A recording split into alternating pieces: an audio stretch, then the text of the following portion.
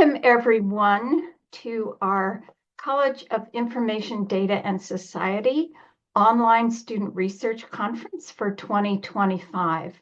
I'm Virginia Tucker, a professor at the School of Information, and it has been my privilege to chair the conference this year.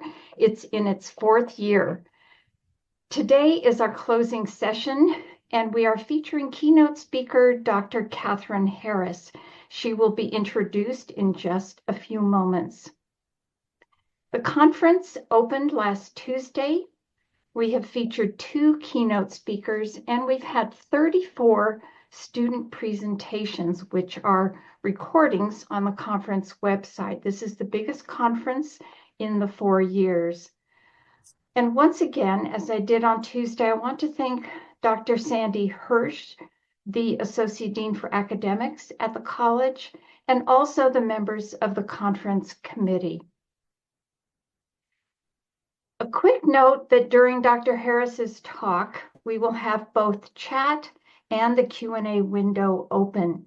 She would like you to be able to have conversations with each other in the chat, and then please use the Q&A window for any questions you would like her to address at the end of her talk. Now, before she begins, we would like to acknowledge the people of the land on which the university was built. For this, and also to introduce our speaker, I'm going to turn it over to Sarah Kudela, who is an MLIS student, and she's also the student on the conference committee. So, Sarah, if you can go ahead and take the mic. Yes, thank you. I'm not sure how to get my video to turn on. I'm sorry. Anyway, I would be happy to read this. Thank you, everyone.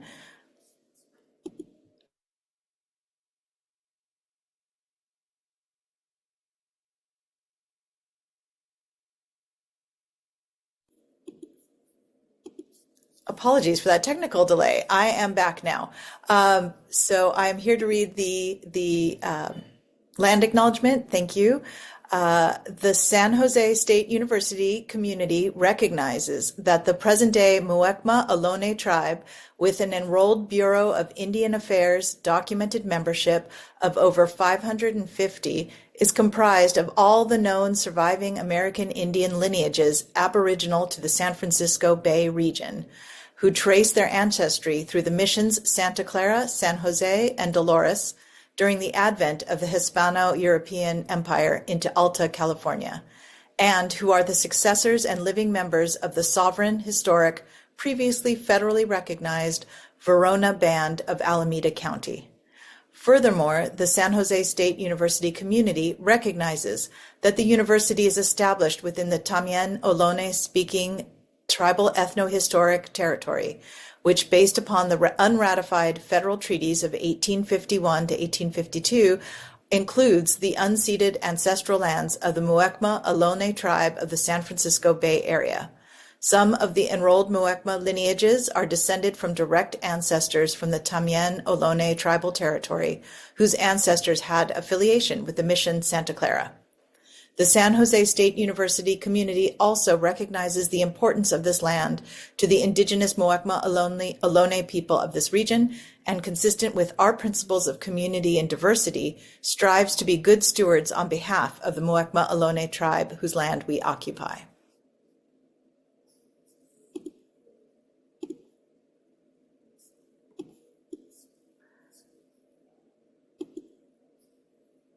And sorry.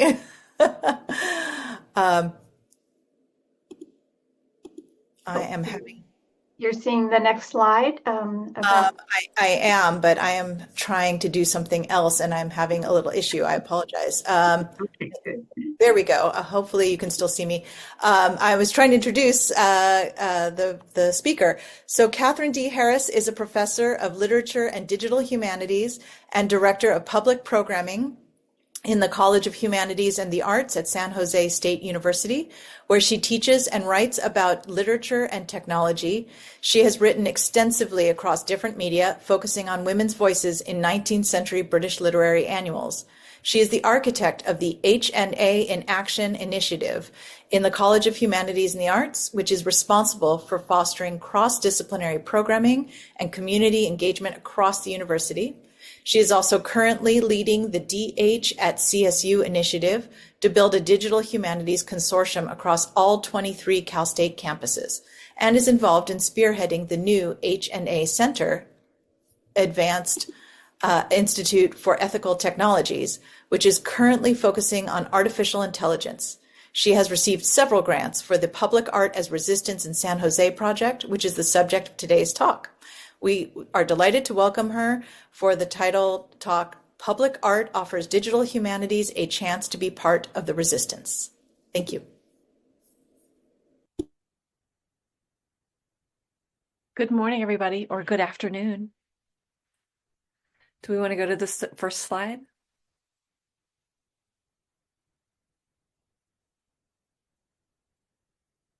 And I just want to reiterate, I definitely encourage you to join in on the chat, just so you can find a sense of community. You could be inspired about the topics that I'm going to go through. And I'm really going to talk about digital humanities, public art, community engagement, and then we're going to wander into AI, because how can we not? Yeah. We'll wait for a second for the slides to catch up, and then I'll jump right in.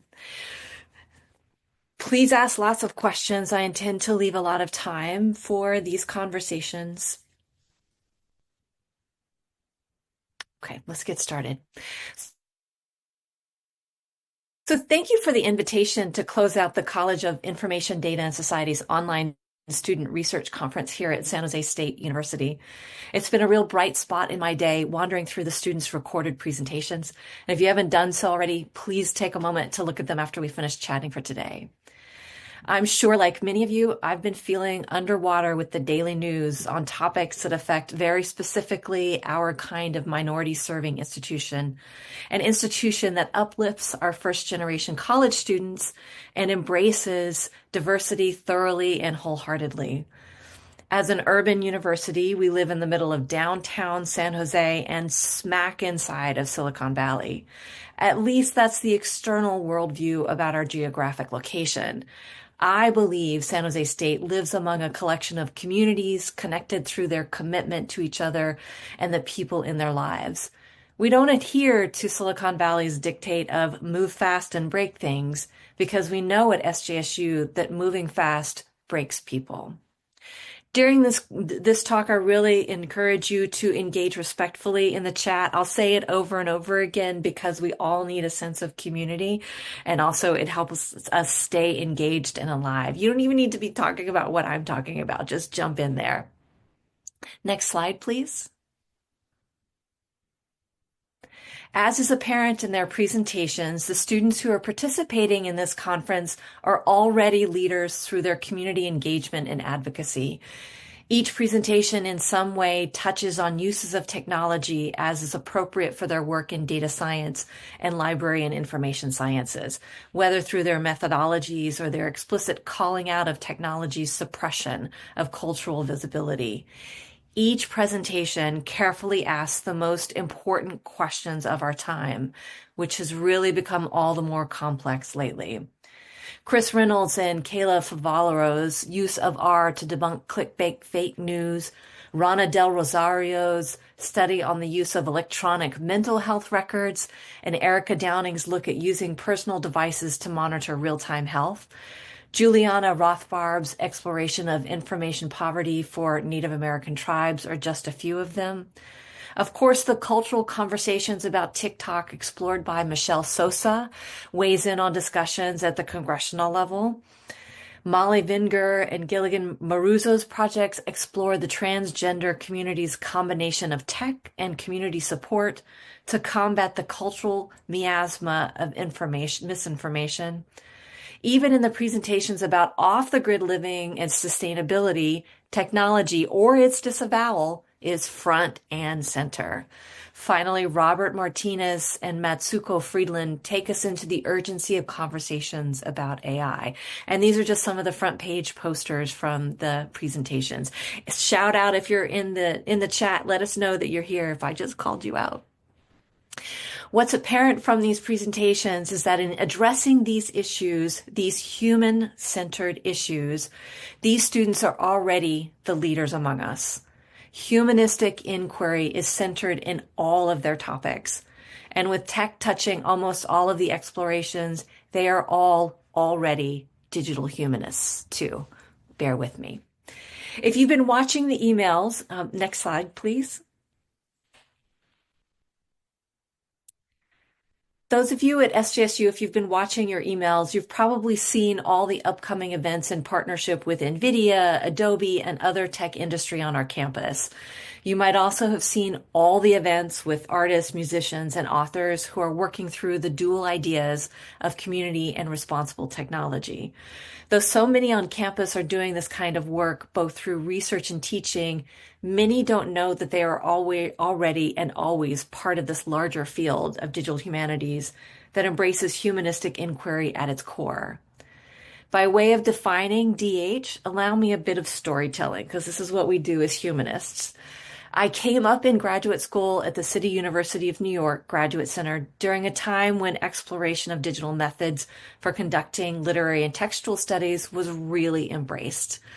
The rest of academia had just heard the phrase digital humanities after its name change from humanities computing, a field that seemed contradictory at its best, even though it had its start in the 1940s and 1950s with punch cards and data processing. So DH really started with librarians.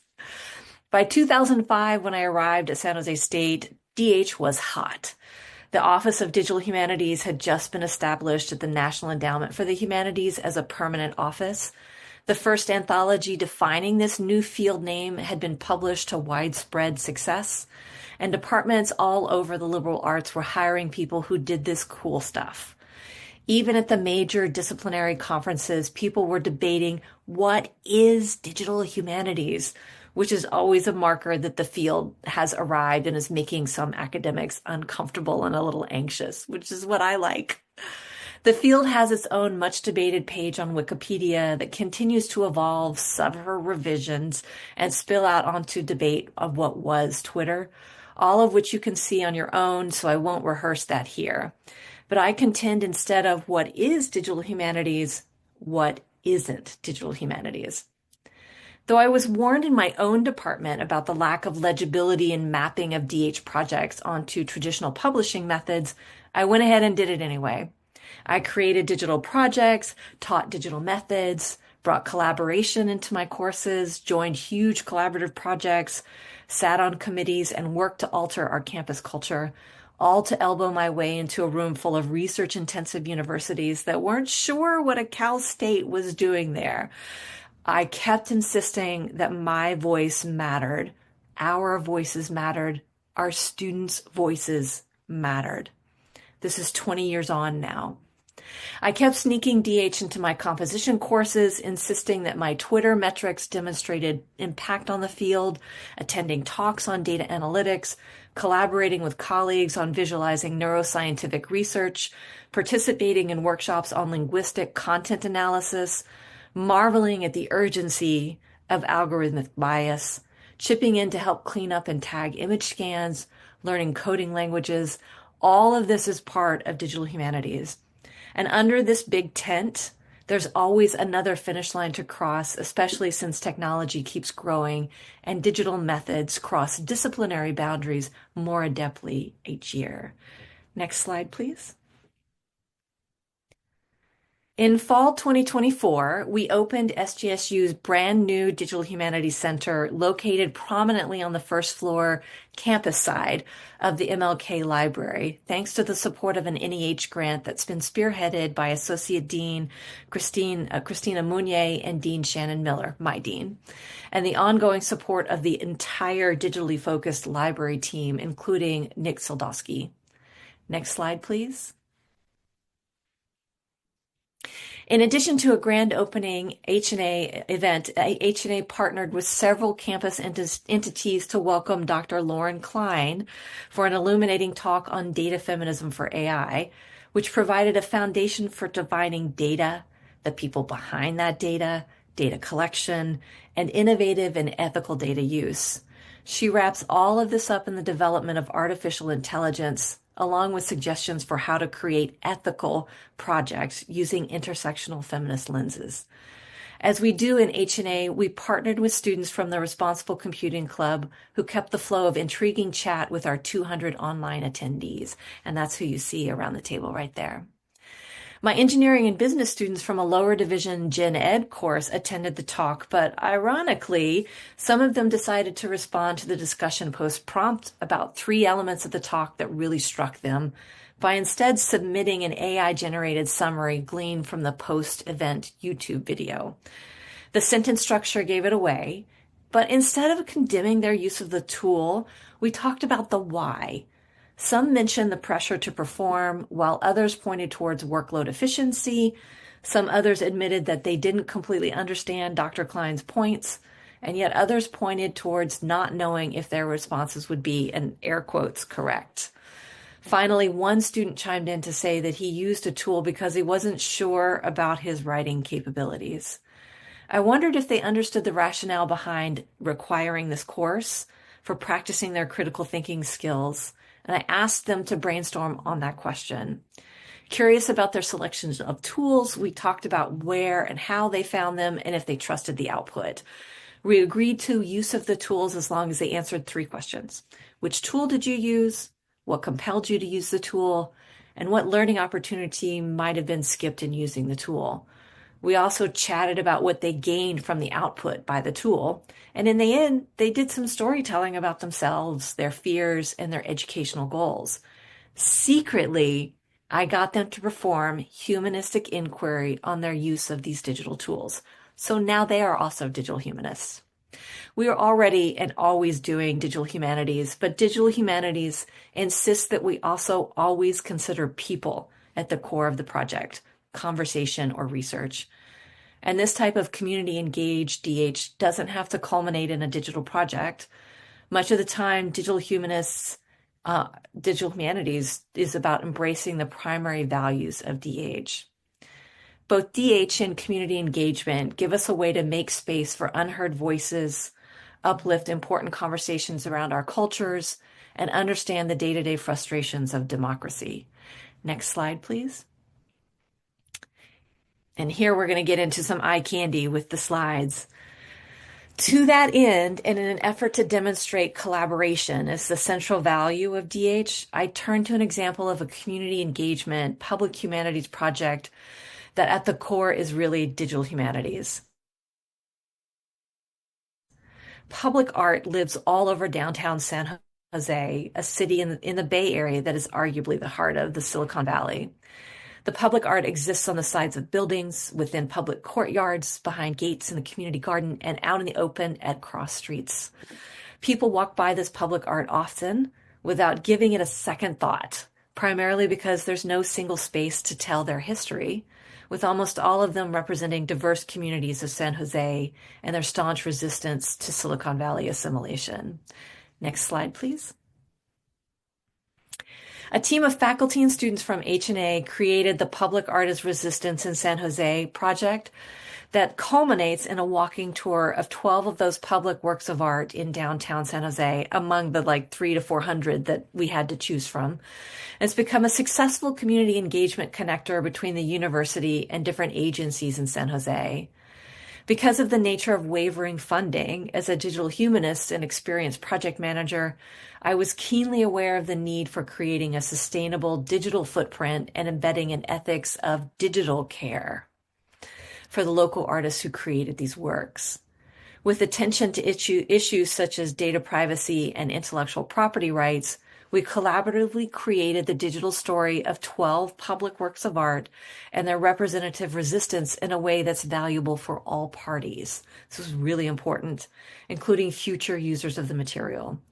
In this way, digital humanities becomes part of the resistance against the belief that public art is ephemeral. According to the developers who are knocking down buildings without thinking about preserving any of these representations of resistance. And one of them in particular is about to be knocked down and lost forever. Community engagement through public art is a form of resistance showing up as protests and representations of joy. And this collaborative project aided in preserving the voices of those diverse communities. Of course, there's the art commission in front of city and federal buildings, but I mean that there's art being created by people of and from San Jose to highlight the Chicano-Chicana heritage, to celebrate Vietnamese culture, to surface the role of colonizing missions on indigenous peoples, to keep acts of resistance at the forefronts of people's minds. That's what our Public Art is Resistance tour set out to do, to value those voices through collaborating on a walking tour that touched on as many cultural representations that just $5,000 could get us.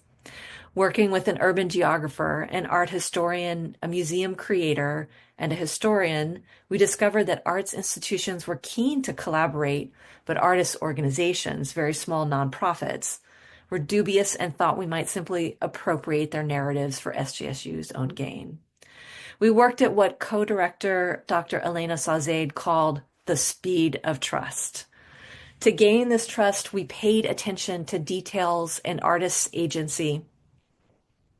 As the digital humanist on the project, I deployed methods of what's called minimal computing and really thought about things like the collaborator's Bill of Rights in order to work through some trust issues. 6 of the 12 public works of art are murals on the sides of buildings, with a few of them slated to be demolished in the next few years by developers. Artists are encouraged to document as much of their process as possible, but other than the artist's website and perhaps a single description on the City of San Jose Office of Cultural Affairs website, a lot of the artist's documentation lives in Instagram and Instagram stories. And then there's no extensive description of the artist mural or the historical concepts. So we took up that charge. Next slide, please. For this particular mural on the side of the Mezcal restaurant across the street from the San Jose Museum of Art, it's called Alebrijes by Francisco Franco. It's an incredibly vibrant wall on the side of this Oaxacan restaurant, which is the steward of the art because the restaurant owner commissioned it. And it faces a Catholic church, and the ironies there are not lost on us. He commissioned the mural in honor of his grandmother. Alebrijes demonstrates the maintaining and celebrating of identity in response to pressures to assimilate. The retention of identity solidifies the connection to Oaxaca, forming a bridge to San Jose, infusing it with the Zapotec culture, broadening its prism of diversity. Alebrijes is a visual reminder of the vibrancy of an indigenous life in the modern world, that it's not something of the past and it's not just a culinary delight. One issue we ran into with the contextual history of each work of art was sometimes that the production of the art was embedded into these ephemeral platforms like the Instagram stories.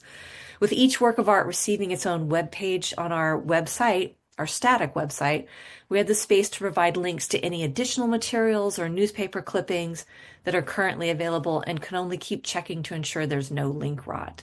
But the link rot realistically occurs faster than we can do an audit in a semester.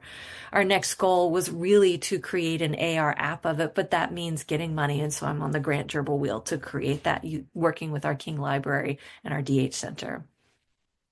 We also used the SJSU's IT department's templates for our web pages so that we didn't have to code anything, and any updates that would be necessary wouldn't break our site, like what happens often with WordPress. Next slide, please. Public art is more than about its digital surrogates, though. It's about touching the work, being in community with it, enjoying the presence of others surrounding it. And memorials like the Victory Salute, which you see on the screen, commemorate the moments when commitment and pain are legible in public, but they also give rise to solidarity and shared histories. Next slide, please.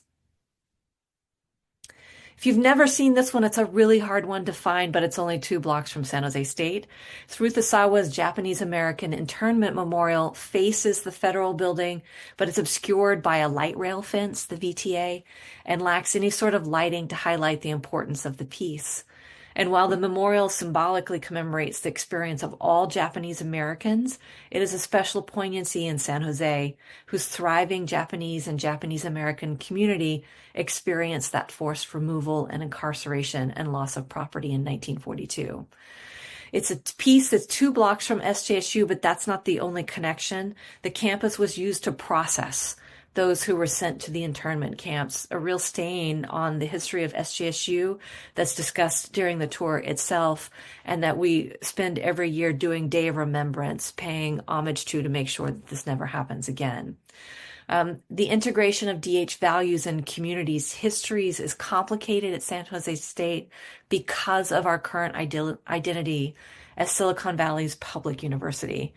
How do we avoid the move fast and break things right now, especially around technologies that could harm the very communities that we serve? Next slide, please. As we explore into other areas of digital humanities, one in particular is taking up all the space of late. The opening keynote to this week's conference offered a techno-optimist view of the latest innovation, which has the potential to break the very elements of community that are so important to the work in these student presentations and the public art discussed already. How do we embrace and value our experts when emerging tech wants us to shrug off all the glory of being an amateur to instead erase our artists, our teachers, our librarians in order to claim expertise, or worse, just workplace efficiency? This isn't about ensuring that students use ChatGPT effectively. Our rush to embrace hype, marketing rhetoric, and the romance of innovation around all things AI is going to break people. There has to be a middle ground adopted across our entire university. And it's my argument that we could be a bellwether for all other universities and show them how it's done. These are all posters from events that have been happening since 2022 on our campus, specifically around AI. There's others about large language models and what AI stands in for with all the other tools that we've begun using to digitize and market these advancements. It's a lot. It's way more than this. There's probably about 200 events that have happened since 2022 on our campus, and we just don't know for each other. Matthew Kirschenbaum, in a talk just this last week called The US of AI, notes, quote, "Imagine the air quotes around AI, not just to mark the misnomer as it relates to systems heretofore identified more accurately as machine learning and natural language processing, but also to mark the linguistic substrate of AI's construction in the public imaginary. AI," he says, "I want to be clear, is made up not just of silicon, but of syllables." Excuse me. Kirschenbaum goes so far as to call it hype, saying, quote, "Hype is market logic masquerading as critique. The market will save us," adherents believe, because once the market can no longer sustain the machines, the market will correct and machines will be smashed. But markets are not monolithic. Markets are made. And where opportunity exists, the markets will follow, end quote. Even to our campus, AI is a signifier to the public imaginary. Note that the U.S. federal government is being strip-mined right now by unauthorized tech operatives. Our geographic location in the San Francisco Bay Area is being held responsible for allowing the growth of megalomaniacs who are destroying the workforce and people's lives. We are in an 18th century novel rife with unrealistic, romantic overtures by the AI tech industry. Let me focus on one of the greatest challenges in AI research and education, multiple meanings of AI, and the slipperiness of the discourses pertaining thereto. It's critical to both define terms and to provide greater clarity and more diverse input into the conversations in which those terms are being defined. Otherwise, it's all too easy for stakeholders to use the same words to speak at cross purposes. This is already an urgent problem concerning AI. Rather than slowing down the pace of the term AI, its rhetorical slipperiness has facilitated the near ubiquity of the term and the infiltration of AI as a set of predatory ideologies. Humanists, in my argument, are poised to collaboratively reframe the conversation, especially here at San Jose State. Multiple humanities-focused higher education professional organizations have responded with working papers, and scholarly humanities publications and conferences are replete with discussions about these topics. Yet, because the proliferation of hegemonic AI narratives is wildly accelerated and the collective response is understandably urgent, the conversations consistently lack nuance with regard to not only what knowledge is and how it is defined, but also how knowledge is produced and produced differently in divergent institutional contexts. Like colleges and universities all over the US, SJSU has invested significant intellectual and pedagogical resources into addressing the questions, challenges, and opportunities associated with AI. But we're the same as all other colleges and universities. We've brought to bear our unique institutional identity, our unique mission, and our unique geographical, social, and cultural personalities to our work in this area. But our campus, in its undertaking of mapping AI research and teaching through an AI advisory board on our campus, has really suffered from what we've seen in general. The lack of precise language around AI is an enormous impediment to genuine interdisciplinary conversation for exploring opportunities and challenges. As such, humanist goals to participate and make contributions to the discourse have been significantly limited by a kind of chaotic polyglossia, in which humanist voices in particular are less visible and perceived as being less coherent than the voices of STEM and business colleagues. But the thing is that SJSU is really at a central focus point, not just because of our geography, but because we have alums. 2,000 work at Apple, 1,500 at Google and Kaiser, 1,400 at Intel, 600 at Adobe, 550 at NVIDIA, and almost every K through 12 and county and city office in Santa Clara County have some SJSU alum working for them. Our 12,000 STEM and information and data science students, along with students studying education, social sciences, and health and human sciences, drive that change in San Jose. They graduate workforce ready thanks to research projects, internships in leading firms throughout our region.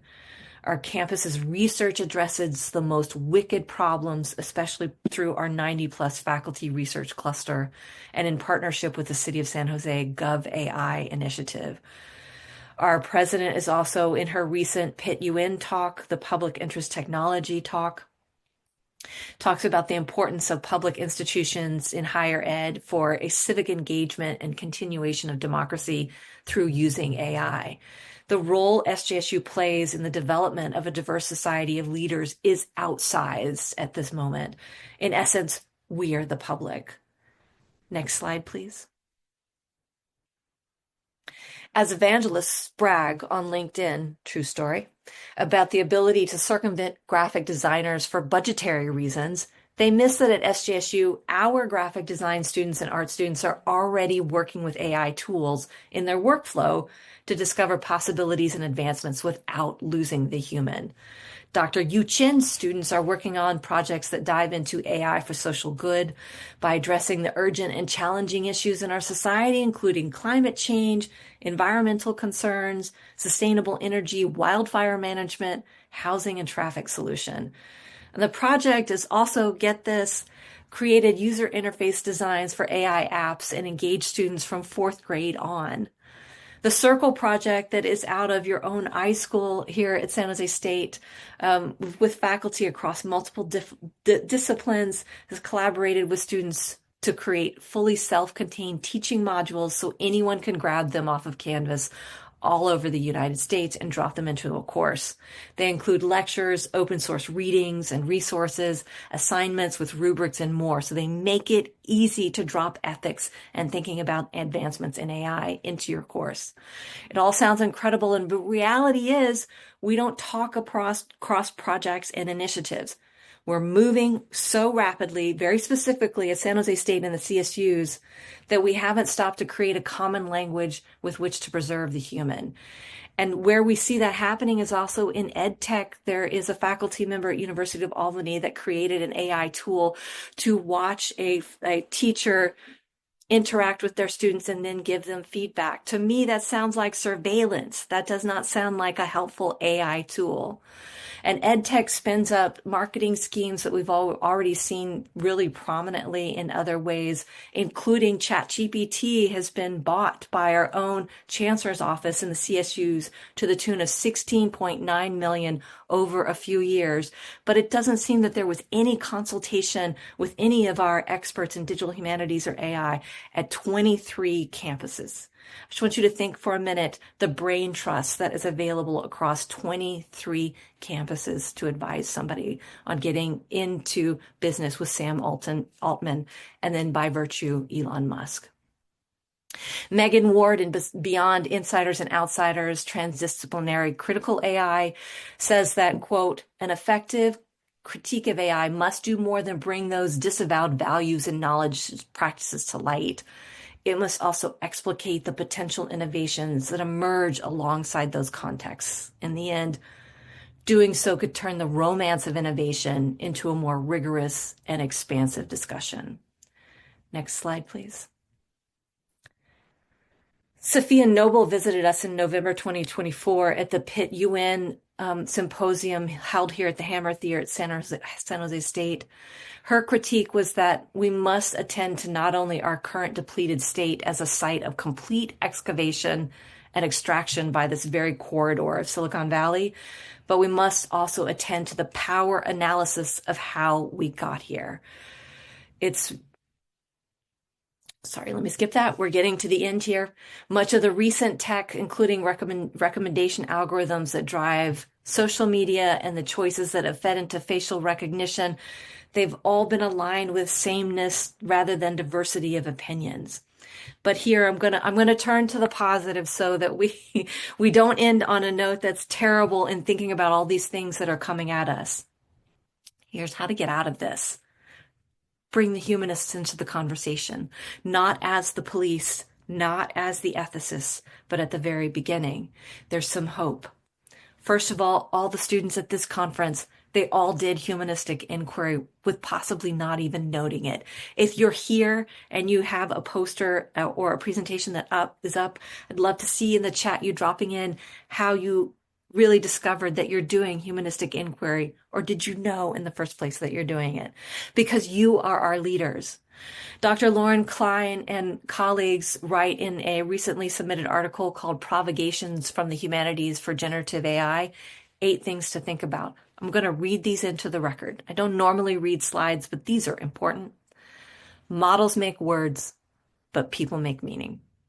Number 2, generative AI requires an expanded definition of culture. Number 3, generative AI can never be representative. Number 4, bigger models are not always better models. Number 5, not all training data is equivalent. Number 6, openness is not an easy fix. Number 7, limited access to compute enables corporate capture.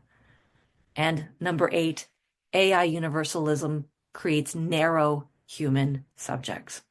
Next slide, please. This is a close-up of the Arch of Dignity on our campus. It celebrates Dolores Huerta and Cesar Chavez. And I want you to note how many tiny pieces of mosaic tiles it takes to create this huge arch, and the one hand that's there that's comparing it. That's us and AI. We are part of it. We are touching it. We can be in communion together. We don't need to control it, but we don't need to be controlled by the marketing rhetoric, the hype, the romance of innovation. Next slide. In our very own, this is the Arch. In case you've not been on campus, I realize that some of you may have never visited San Jose State, but this is the Arch of Dignity.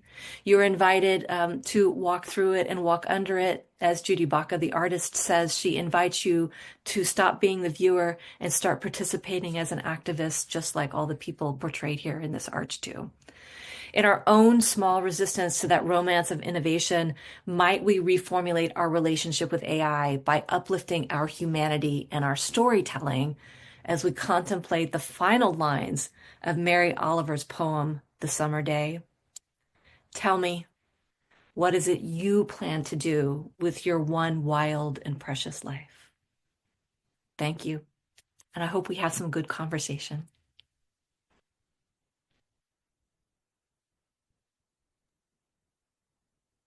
Thank you so much, Dr. Harris. We are thrilled to have heard you talk. There's been lots going on in the chat. I don't see questions in the Q&A window, but I'm sure there are comments and questions that the attendees would like to pose. So I'd like to invite you, if you want to just grab the mic and go ahead and give a shout out with a comment or a question. Or if you prefer, use the Q&A window. Do what works for you. Just so provocative and so many things to think about.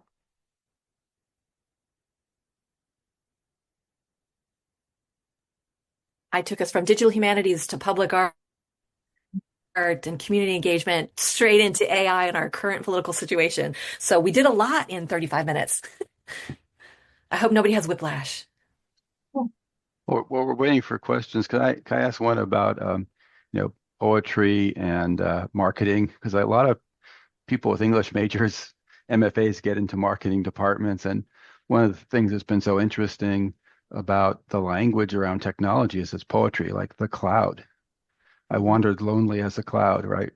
But that really cloud is hundreds of thousands of computers and warehouses burning electricity. So there's a kind of reframing of our way of thinking about it. And then that's true of AI. You talked about like the language around the definitions and sort of the redefining of how we think of intelligence.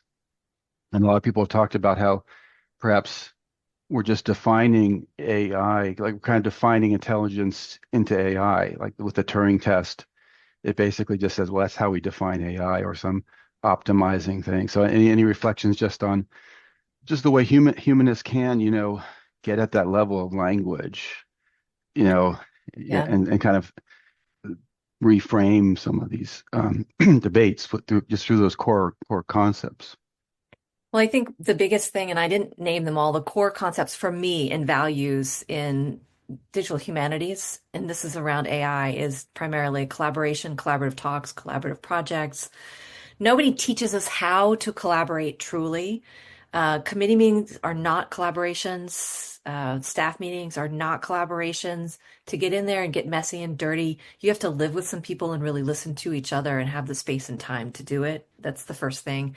The second thing is that for our particular kind of digital humanities at San Jose State, which I was adamant that we redefine, that we not be Stanford or Berkeley's version of digital humanities, really centers on student agency, identity, and something I call screwing around or playfulness. That's the better way to say it.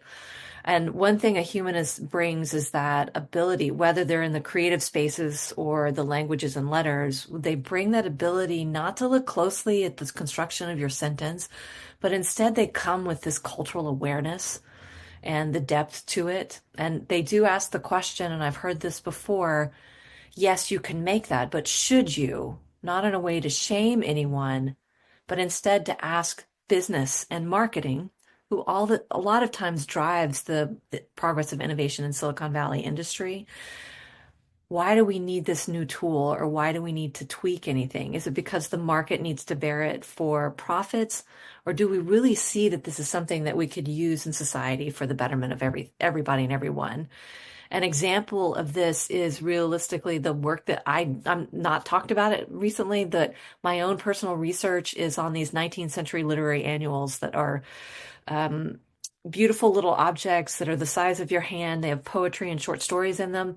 And a lot of them are about the colonial holdings of England. And it took me almost 10 years of my career to understand that the way that people in London and England and all of Britain were writing about the colonial holdings, places in China, India, in America for a while, I knew they were wildly racist and misogynistic in the way that they were using words and framing them around the people they were talking about and the locations. But it's only really from my position of privilege as a white, cis, hetero woman who is now a full professor with tenure and that I've worked in British literary studies for 30 years of my life, and I have not looked at, say, for instance, literature being produced in West Bengal, in India, in Kolkata. In order for me to interrogate those 19th century texts, I need to work with book history scholars and digital humanists who are working on these questions in Kolkata in universities over there. So I've had to look at the language. We are digitizing 45,000 pages of text with the Internet Archive and using natural language processing to understand metaphor and the way that it's used and map that onto all of the literary texts that are being articulated. And I think when we talk about metaphor and imagery of the written language, we're talking about it in a North American sense. And so digital humanities and AI, not AI, large language models and natural language processing has opened up the way that I think. And even talking to our marketing students, they're really interested in the relationship between the visual and the written text too, and taking that cultural resonance with them. So I don't know if I answered your question. It's just a long way around of saying, well, number one, I just flagged a whole bunch of words for you to tell you that I'm authority in talking about AI. Sorry about that. Yeah. But I also wanted to give an example of how literary studies are super important right now in the 21st century to think beyond a North American perspective. And that's where collaboration comes in and identity and playfulness. Yeah, thanks. And we have a couple of questions and comments that have come in as well. The first one that came in is from Camille, who says, "Thank you for your talk. I'm wondering if you could say more about the issue of imprecise language around AI and how this is hindering humanistic discussion of AI topics." You've touched on that actually a little bit just now, but could you say more about this issue? Sure. The one thing that we were talking about just before we started the webinar, the College of Humanities and Arts has created a new institute, and that's the logo that's in the base of the screen there. That's the blue one, the Advanced Institute for Ethical Technologies. And our first research project is to do it over 3 years to create a critical keywords for AI. And when we talk about critical keywords, we don't want to define AI, large language models, or logic or ethics. Those are too huge. We want to convene faculty and students as fellows across the semester to talk about things like knowledge, care. And in that way, that brings the humanistic into the conversation rather than the technological production of the tool. And I'll tell you another thing I went to, Virginia, are we still recording? Yes, we are. Okay. Okay. I'm just going to be a little careful with some things that I say because we do have some incredible sponsors and donors to the things that we do on campus. So I'm going to talk about one particular sponsor who is incredible, so it's not to denigrate them. Adobe is just down the street from us. They've contributed millions to AI and literacy on our campus. So they've really helped us to advance our understanding of it.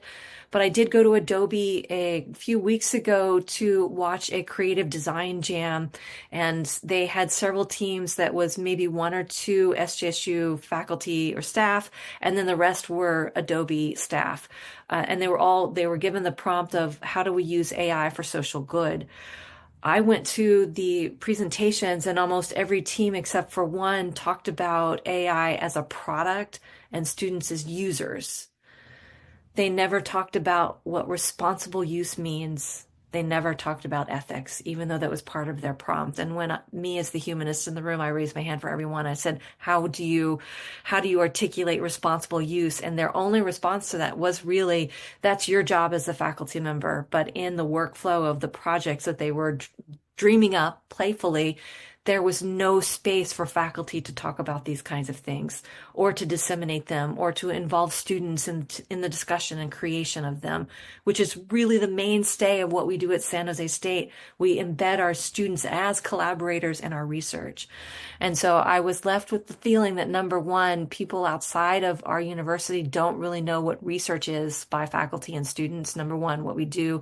And number two, though, there's a lot of talk about responsible use among our C-suite at San Jose State and across a lot of projects and initiatives. We're talking the talk, but we're not walking the walk just yet. We have hired, as just announced, your associate dean, Sandy Hirsch, is the new special consultant about AI, which I'm wildly excited about because she has industry experience, project manager, and she's going to whip us into shape in terms of us being able to talk to each other. But if we can get the AIET funded, we will also have a 3-year research project to create an open access volume of critical keywords for around AI. And we will invite people from across the world to come and join us on our campus. And then we could say we were the ones that did it first. Nobody else is doing it. But we don't want to do this academic thing of trying to steal it first. We want to share broadly with everybody else. That's also another tenet of digital humanities. Share widely. Yeah, community. And Marianne Harlan had a couple of comments, and some of them build on what some others have said. Marianne, do you want to try grabbing the mic again?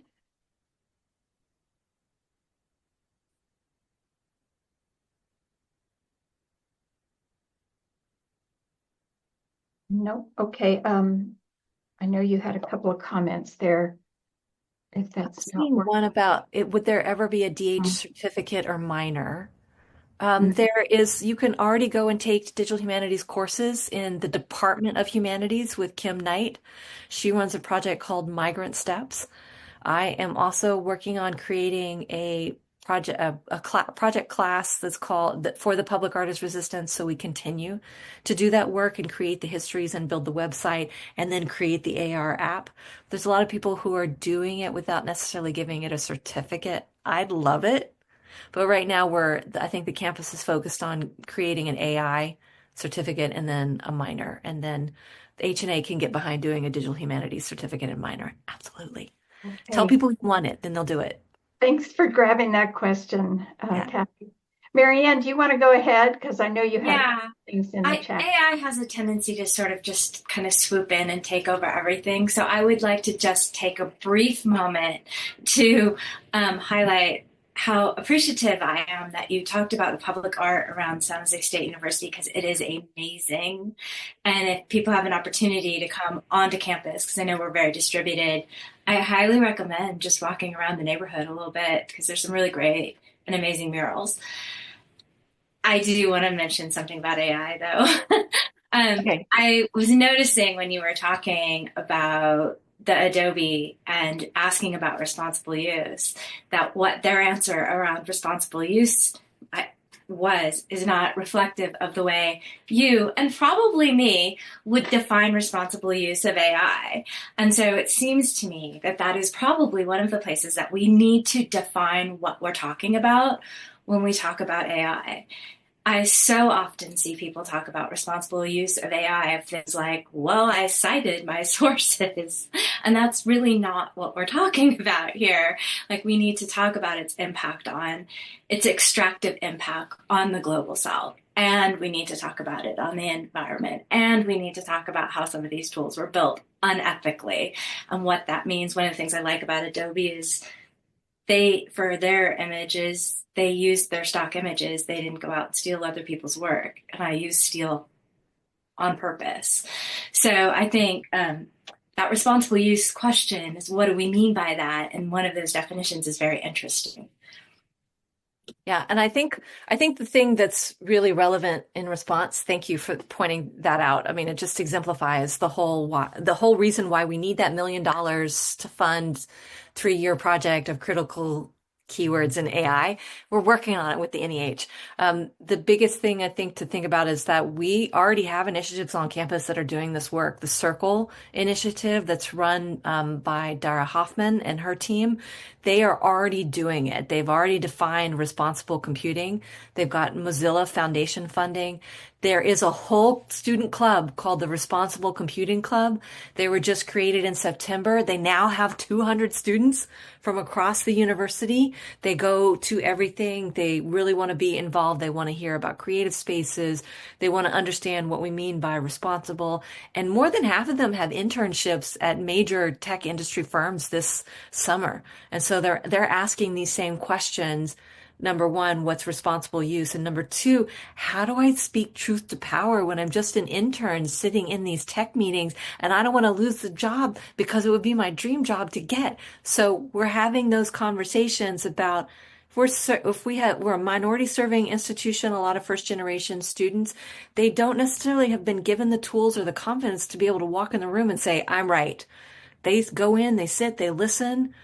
So one of the things that we need to do that underwrites what we're pushing forward with our students and educating them through Adobe or whoever else is on board is really giving them those leadership qualities. So we're not educating worker bees, we're educating leaders.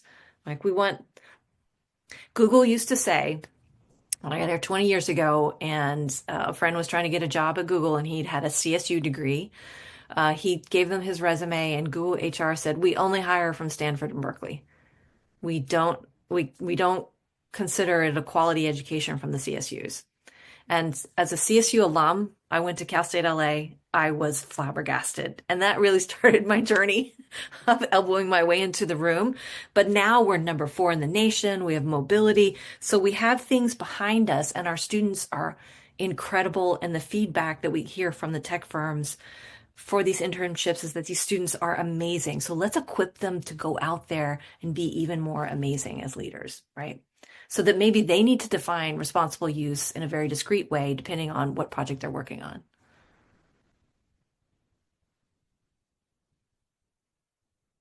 I hope that gets into, Marianne, a little bit of what, I don't have an answer to point to. This part of this, the frustration, if you didn't get it, I'm frustrated from this talk. We have so many things going on, but we're reinventing the wheel on our own campus and we're not talking to each other. So Dr. Hirsch is going to get us in line. Yeah, if anyone can, yeah, we're very glad to see her taking that on. For some of the folks listening in, attending here, they might not know, but Dr. Hirsch, who's Associate Dean of the college, she has a special appointment working with the provost on AI projects. There's probably a better title specific to that. And Sarah, I see you on, and then I think after that, I'm going to segue to announcing our winners for student presentations. While you're asking the question, I'm just going to drop a few links in the chat that if you want to be involved in the discussions around AI, you can follow a couple of calendars, and a lot of things are hybrid. I know y'all are distributed everywhere, but also if you happen to be on campus, take a self-guided tour of the Public Art Walking Tour. It's available on the website. So I dropped that into chat for y'all. Oh, well, it's nice to see your face, and thank you again for introducing Dr. Harris, and appreciate that very much. We had, as you saw, a title change at the very close to the beginning of her presentation. So, and with that, I want to thank you again, Dr. Harris, for your presentation. Just lots of engagement, as you can tell. A lot of your ideas and perspectives were just provocative and full of insight. I think the way I was thinking of it is you gave us a lot to think about, but more than that, a lot to do about is how my big takeaway from all of this. So, and things are changing fast, moving fast. So really appreciate that. Thank you again. Lots of applause coming across in emojis and various ways. Thank you so much. And with that, I'm going to bring up 2 slides so that we can announce the Outstanding Student Presentation Awards. Bear with me just a moment.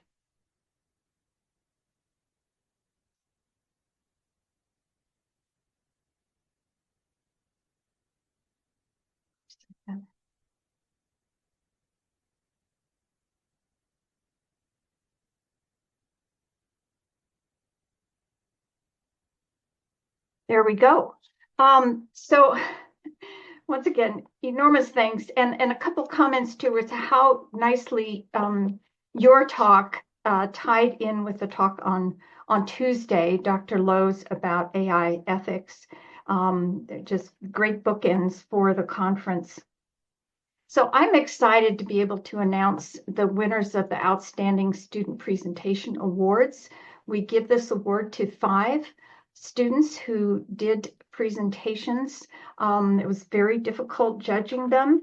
All the judging was done by the committee members, and all entries were judged by at least 2 judges. So there, as I mentioned, there were 34 student presentations. So I'd just like to have a big round of applause for all of the students who did presentations. They were all just really top caliber, showed a whole lot of thought about the research they were reporting on and just the quality of the presentations, because sometimes you can get deep into your research and then it's hard to talk about it. So a lot of skills represented.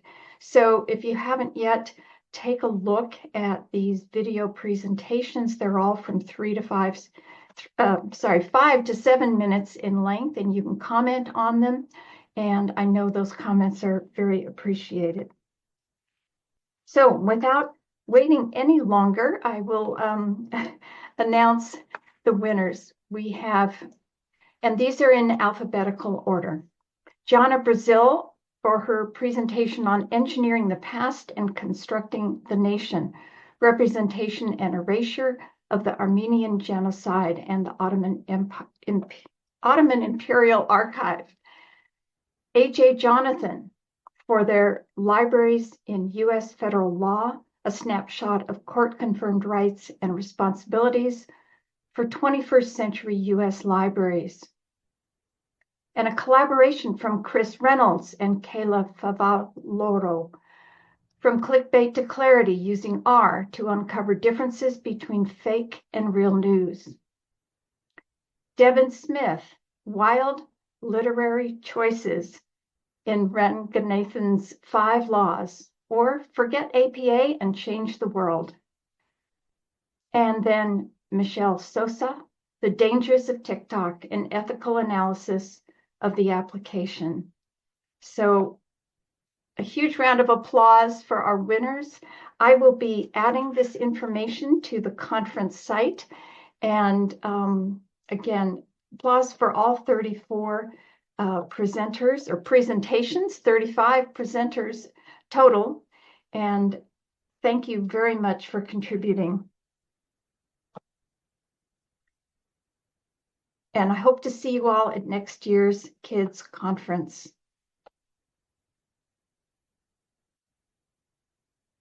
With that, we will end the conference and wish you all well.